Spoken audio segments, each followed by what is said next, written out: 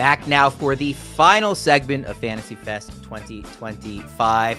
We want to go out by going bold. We've got some bold predictions here from Mike Mayer, from Scott Pianowski, and from George Bissell. Guys, thank you so much for joining.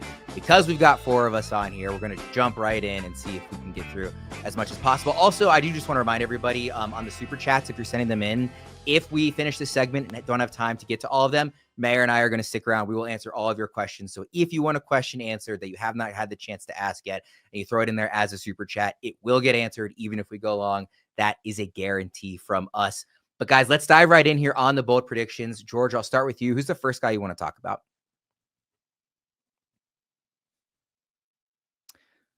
George, I think you are muted here. There we go. There we go. We always got to get the technical difficulties out of the way. So let's jump right in. Víctor Robles is my guy. I know he's disappointed fantasy managers for a long time, but things kind of flipped for him last year upon leaving the Nationals, going to Seattle. He had a phenomenal close to the season, batted .328 with 4 homers, and ended up with 30 steals over his final 77 games. The thing that changed for him was he started making a lot more hard contact and started striking out less. So those are 2 really encouraging things that you want to see from a hitter. And there's a lot of sort of narrative-based stuff you could point to with him in terms of leaving Washington, where it felt like he kind of had the weight of the franchise on his shoulders. He was always being compared to Juan Soto, and it felt like he tried to do too much. And he had a lot of quotes in talking with the media out in Seattle once he left that he kind of felt like he could be himself again, and it really unlocked his potential. And the analogy I like to use is kind of like a highly touted quarterback, a high first-round pick where you put the weight of the franchise on the guy, and he just overthinks things and is holding on to the ball too long. It just felt like once he reached Seattle, he started being the player that we always kind of envisioned when he was a top prospect just a couple of years ago. So you look at what he's able to do in terms of a speed standpoint. My bold prediction is that he leads the majors 60-plus steals this year out of the leadoff spot in Seattle. I love the prediction. It might, I don't know if it's going to be surprising to people or not to hear that he's only 27. I mean, it's not totally unheard of for a guy to break out. It feels a little bit later, especially when you're thinking about a guy who is as highly touted as a prospect as Robles is. But Scott, I find myself almost a little afraid of how interested I am in Robles this year. Like we talked a little bit in planning the segment. We've been burned before, but I feel really excited about him.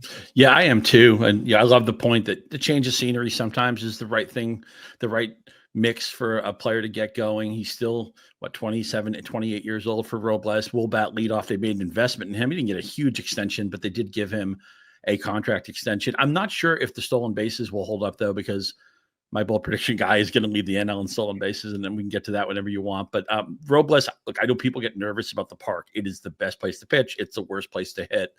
But if Robles sticks in that leadoff spot, and I think he will, he's been set up to be a value all season. I also want to mention that Joe Pisapia sold me on that draft simulator. I'm going to be fiddling around with that all night as soon as we finish. So good job on you, Joe. But yeah, I'm in on Robles too.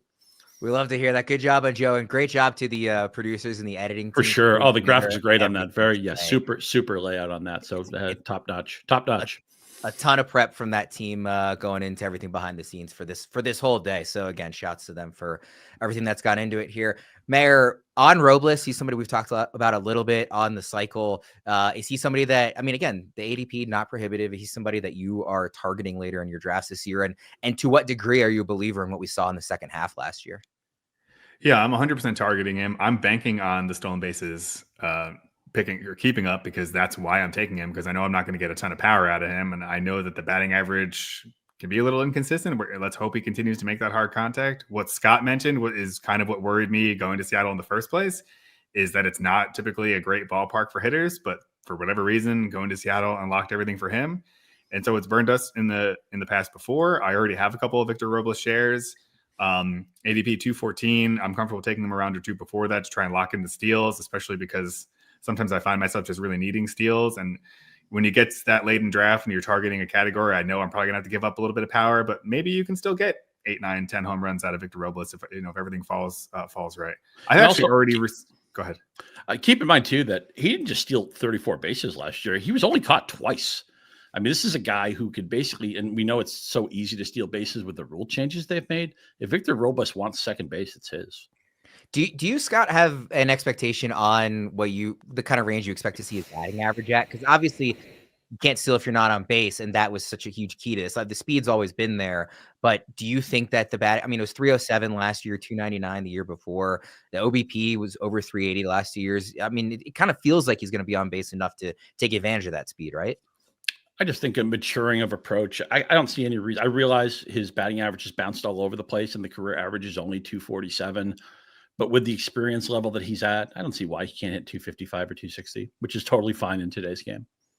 Let's stick with you, Scott, for your first bold prediction, because like you said, it ties into the stolen bases as well. It does. Yeah. Xavier Edwards, look, Miami, they're a bad team. It's not the greatest park to hit, but he was almost too good to be true last year. 328, 397, 423 in 70 games with 31 steals. He was only caught 4 times. Not going to get any power here, but he's locked into the leadoff spot. And don't look at his StatCast page or get bogged down by that, because he doesn't hit the ball that hard, but he's a fast guy. He just wants to make contact. He has more walks than strikeouts in spring training, by the way. I love it anytime a player does that.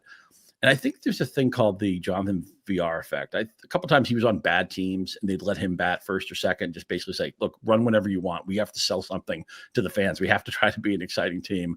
With Edwards being fast, with Edwards getting on base at a high clip, with him being such a high percentage base stealer, and he said he wants to steal 60 bases. Look, my rule of thumb with quotes is believe all the negative stuff, be very careful and filter out the positive stuff.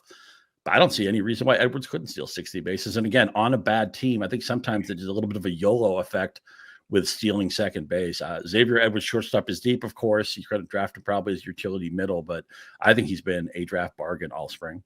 It's funny, I do have his StatCast page up, even though you said not to look at it. And it's just funny because there's no gray. It's all blue or red. Yeah. You know, the chase rate, whiff rate, K rate, that's all red. All the, anything power related, barrel rate, hard hit rate, average exit velocity is all very blue. And it's very much a kind of a two sides of the coin there. George, what do you think about Edwards? I mean, obviously you're picking Robles on the stolen base leader this season, but do you like Edwards as another guy in that mold?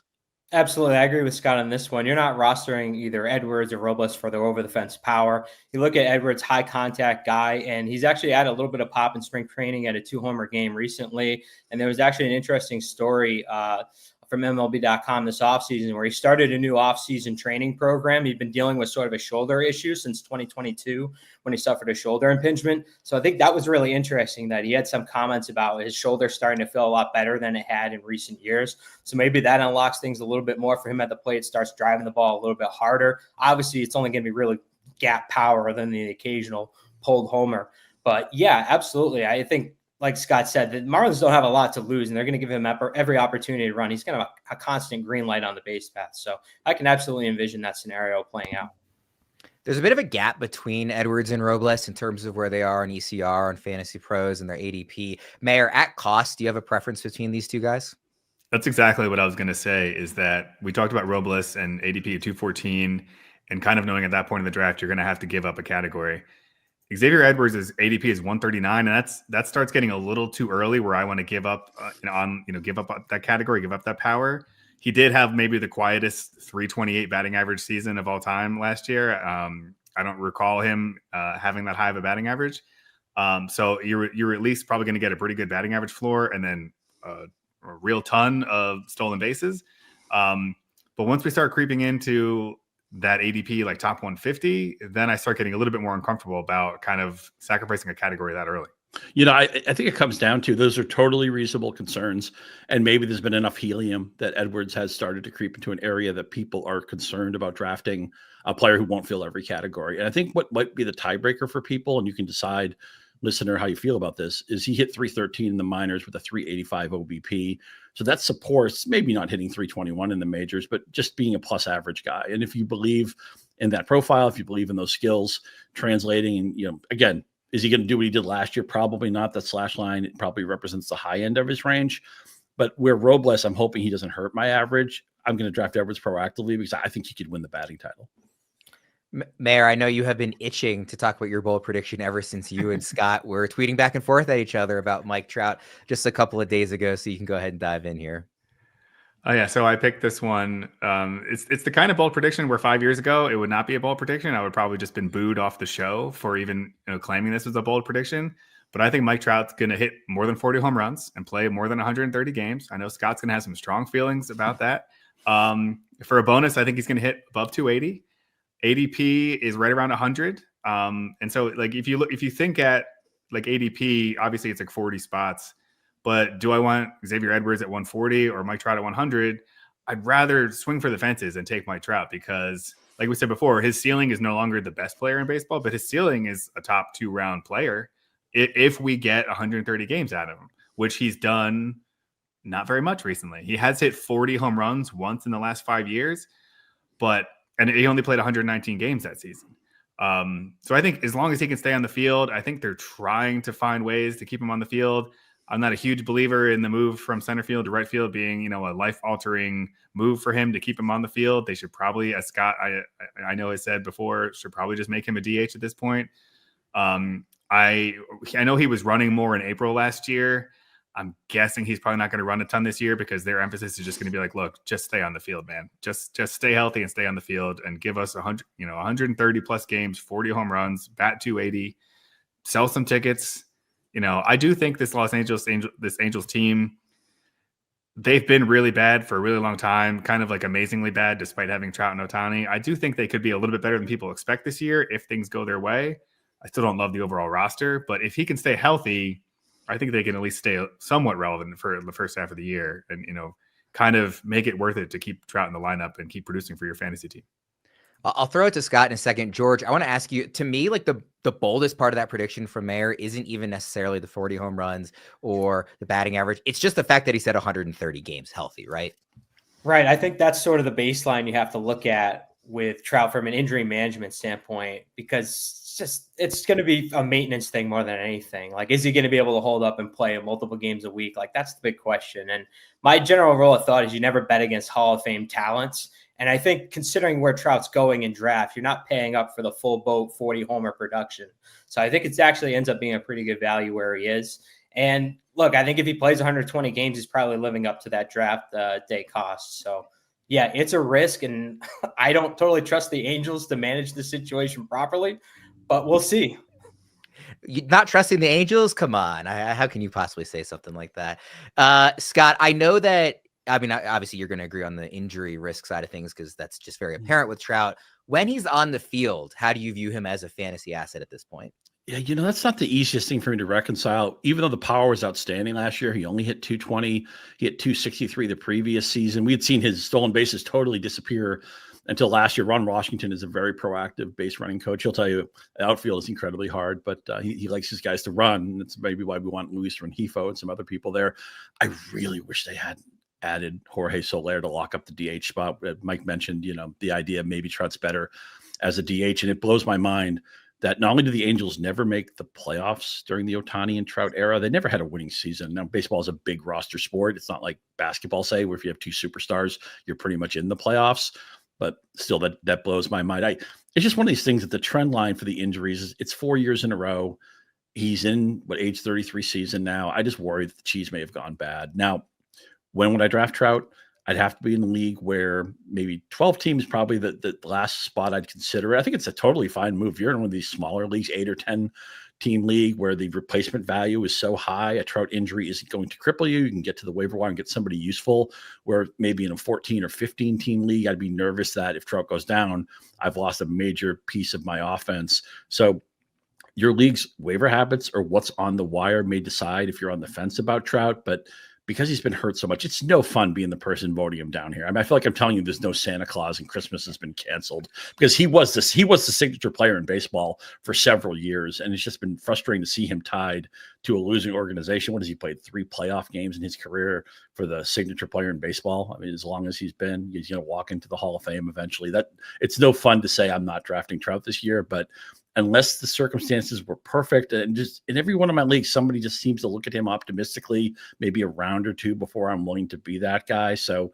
I don't think the market, there's always not, maybe the overall market in aggregate doesn't trust Trout, but I feel like in my drafts, 1 or 2 people are like, you know what, screw it. He's got an upside. Maybe I'm getting the 40 homer Trout. I think every point that everybody made in his favor is reasonable, but I'm going to be the guy who's fading him.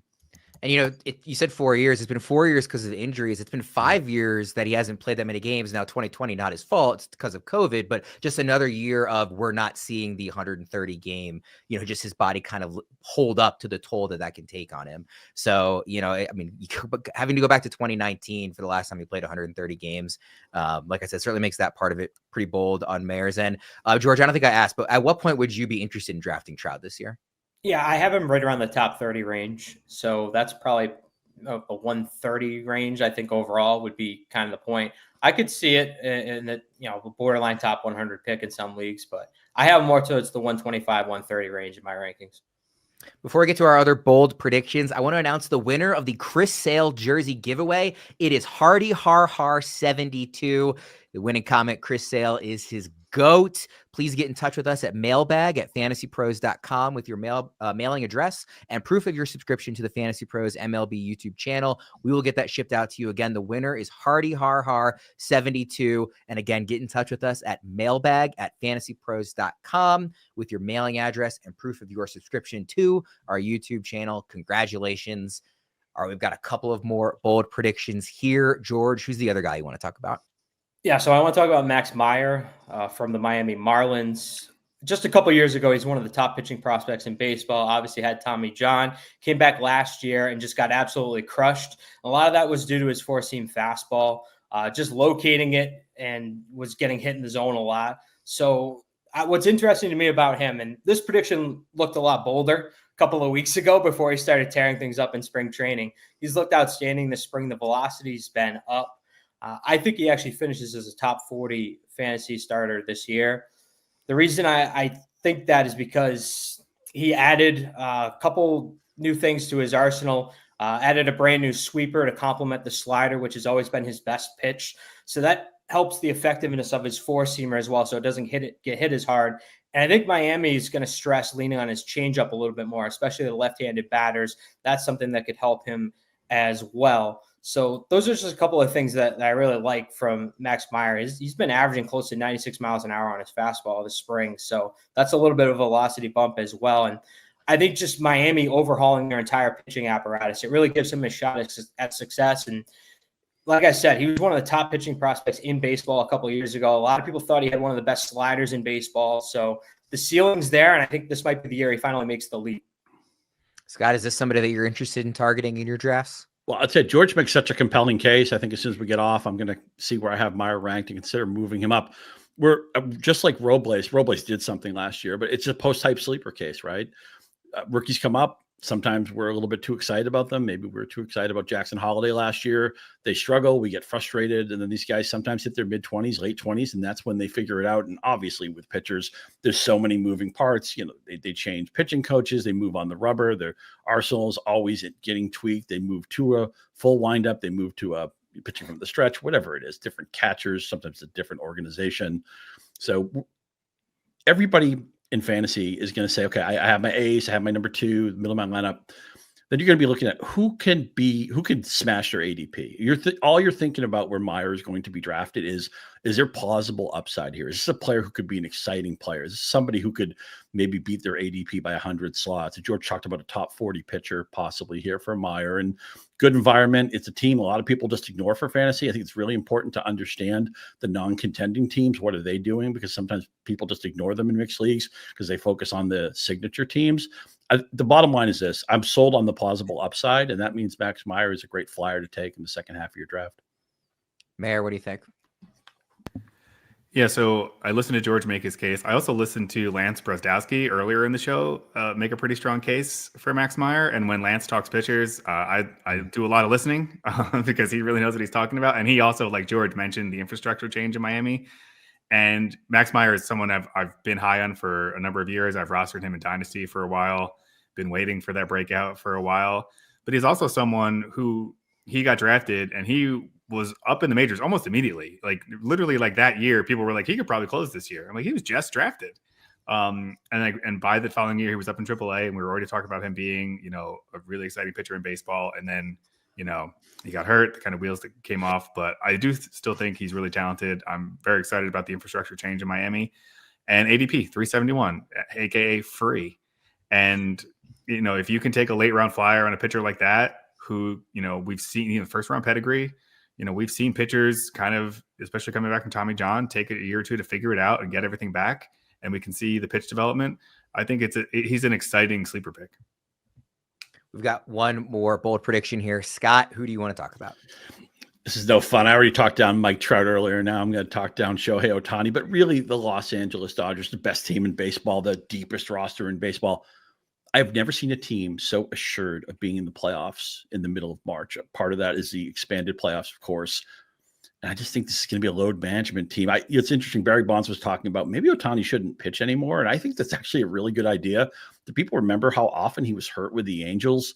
Last year, he steals 59 bases. Ohtani guns for the 50-50 season. He had like 35 steals in the last quarter of the year. Didn't get caught in that segment either. His high in stolen bases before that was 26. I think the Dodgers are going to understand that this season is not about beating the Reds on May 15th or beating the Rockies on June 7th. It's about who's healthy in the playoffs. Last year, only 2 of their pitchers got past 90 innings pitched, and nobody came even close to qualifying for the ERA title. So I'm nervous that this is going to be a load management team. I have Ohtani, depending on the format, 2 or 3. I would take Bobby Witt first. So I'm not dumb about this. I mean, I would certainly consider Ohtani. I might even just spread out my risk in my leagues and be a little bit diversified. But I'm just afraid the Dodgers are going to be a risk management team, load management team. Anybody hiccups or burps and starts are going to be skipped, or Dave Roberts talked about maybe some of his regulars not playing in every game. I will give you one value. I like in this lineup, though. And I'll consider these guys. I just want you to be careful. I don't think full seasons are going to happen for any of these players. Michael Conforto hit 17 home runs on the road last year. San Francisco's a horrible place to hit, obviously. He's not a platoon player. He handles lefties just fine. I think Michael Conforto might be the best value target on this offense. But again, the 6 months of load management, I think the Dodgers might be a pain in the neck team for fantasy managers this year. I think to that point too, like not only are they basically already clinched a playoff spot, and not only are they going to be a little more careful with him given the pitching, but he already got the history last year of that 50-50 season. So there's not that incentive anymore. Like if he was approaching like a 60-60 season or something, sure, maybe they say, let's try and make history, but I don't anticipate that being the case, certainly. And the fact that he already got it, they're going to say, listen, he already got it. Let's go try and win another World Series here. George, I mean, Shohei is the only person besides Bobby Witt Jr. who anybody is ranking number 1 in our consensus rankings. So obviously, again, like Scott said, it's not that he's saying this guy should fall out of the first round or anything, but are you kind of buying into the idea that maybe it is worth looking at Witt or somebody else instead of him if you have the top pick? Absolutely. And to Scott's point, I think we already have some evidence that the Dodgers are going to employ this strategy because we've kind of seen them back off the Shohei is going to pitch plan. It's not common for them to completely back off a throwing program because of the rotation depth. They have a lot of guys. They don't need him to pitch. And I think they're acknowledging that. And then there's also the infamous video of them having him slide with, I think it was the inflatable pool there in spring training. So look, there's a lot of kind of warning signs that he's not going to be as active on the base paths. And I think Scott's, that's a really smart call. And I think it does push him back a little bit. The problem with pushing Ohtani too far down in the first round is you're paying for the floor with Ohtani relative to a lot of the guys that you're seeing. There's a lot more volatility with some of the options once you get towards the back half of the first round, I think. So I wouldn't push him past like the 5th pick or anything like that. I think he's still probably one of the top 5 guys off the board just because you're getting the power, the counting stats. That's going to be a first round value, and I think it sets you up from a roster construction standpoint to be in a really good spot going forward. It's so ludicrously unfair that he, like, even if he never threw a baseball again, he might be the best player, for the next 5 years still, like best I've ever seen. It's just what he did last season was so remarkable that I can't even really blame anybody who just emotionally says, I have the first pick. Who else do I want more on my team than Ohtani? I can't blame you for that, even if I personally would go in a different direction, somebody like Witt. Mayer, where is Ohtani in your first round? I have him at 101, although a lot of really smart people have scared me the last 48 hours or so. So I'm starting to feel a little bit worried about that. Like Scott is like actively talking me out of it while I'm like looking at my rankings, and now I feel like I'm crazy. But I will say, like, me and you have talked a bunch about the Dodgers, and we have talked more about the pitchers and how they can kind of slow play a lot of things there. But the same is true of that lineup. They have players on their bench or in the minor leagues who would start on a lot of teams. Like Andy Pajes isn't even penciled to technically be a starter right now. He could easily play every day on a lot of other teams.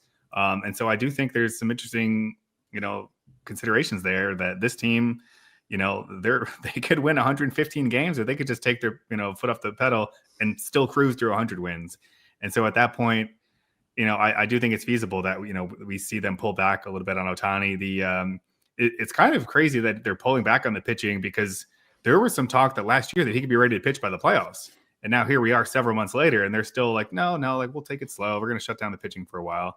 And it was only a couple years ago, I remember us, in the fantasy community talking about, if Ohtani doesn't pitch anymore, how valuable is he as an overall player? And lo and behold, still the most valuable player in the league, maybe even more so without pitching, because you don't have to worry about the pitching. You don't have to worry about, if you have him as a pitcher eligible in a weekly league and he's had a 2-start week coming up, do you risk taking him out of your lineup? You can't. And so, it's really interesting. We've talked more, like I said, about like the pitching and them being able to pull back, but it's entirely possible they do it with the hitters too. And even, potentially we talked about Trout not running to stay on the field. I tend to agree they're not going to let him steal 60 bases again. I want to let everybody know that if you didn't win the signed Chris Sale jersey, that's okay. We're still giving away a John Smoltz signed Braves jersey, courtesy of our friends at pristineauction.com. All you have to do to enter is to subscribe to the Fantasy Pros MLB YouTube channel right now. Drop a comment below on any video, and that's it. We will be announcing one lucky winner right here on the channel, so make sure to turn on those notifications so you can know when new videos are up and to claim your prize. Guys, we are right up against it. I want to squeeze in just a couple comments here.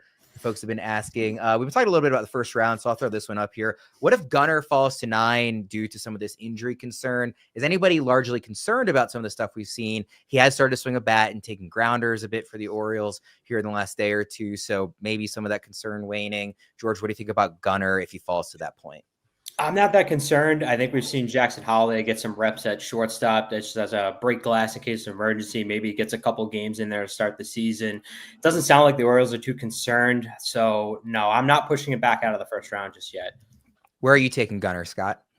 Yeah, right now he's my number 8 overall player. I moved him down a little bit. It's still a first-round pick. I am very much a floor drafter and just risk averse in the first round, but it doesn't sound like it's a big deal. I think he'll be playing the first week of the season. Question from Snooze. Is Bregman still viable in a 5x5 league? Might reach for him as well. I really like the fit of Bregman in Boston. I think he's going to pepper the monster this season. I'm buying in on him at cost right now. Mayer, where do you have Bregman? 100%. I'm really excited about Bregman this year. I think it's a good fit. I also really like the idea that right now, like we said in an earlier segment, he's playing third base, but he's supposed to be playing second base. So at some point, we should be getting dual position eligibility if Rafael Devers ever shows up. I have him right now. I have him at 110 overall, but he's probably pushing closer to my top 100. Just because, like you said, I really like the fit, and I like the fact that we could get second, third base position eligibility, 2 positions that are not the easiest to find players for. Fabulous career stats in Fenway too. It's Houston's a good place to hit the ball out of the park down the line. Fenway Park is a fantastic offensive park, and that first 5 in the Boston lineup looks terrific. Bregman is somebody who I didn't think I'd be in on 3 months ago. I've been in on him ever since he signed that contract, and it's a short-term contract, so he has incentive to try to put up a big season and maybe go out in the market again. So I wasn't sure I'd be in on Bregman, but I sure am now. We did kind of like an all my guys team on the show last week, and Bregman was my third baseman, given where he's going. I really like him this year. George, do you like Bregman too? Yeah, absolutely. I have him top 10 at third base. I think the connection between him and Alex Cora is really strong. It's one of the reasons he's in Boston. He's going to be motivated. Alex Cora came out today and said he's probably going to bat third. So that's huge from a counting stats perspective. A lot more RBI opportunities in that lineup.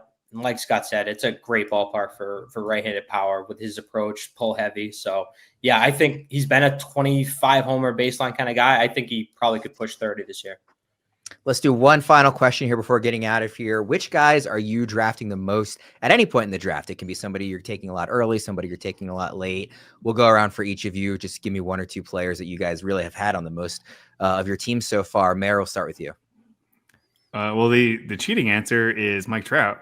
And the really, really, really, really unfortunate answer is Garrett Cole. So not exactly someone you should be targeting anymore, but that is someone who I had a bunch of shares of early just to kind of like gamble on, like, can I get an ace like a few rounds later than I should with the injury history there and not working out. Other than that, it would be Garrett Crochet, even though I'm getting worried because the price tag keeps going up.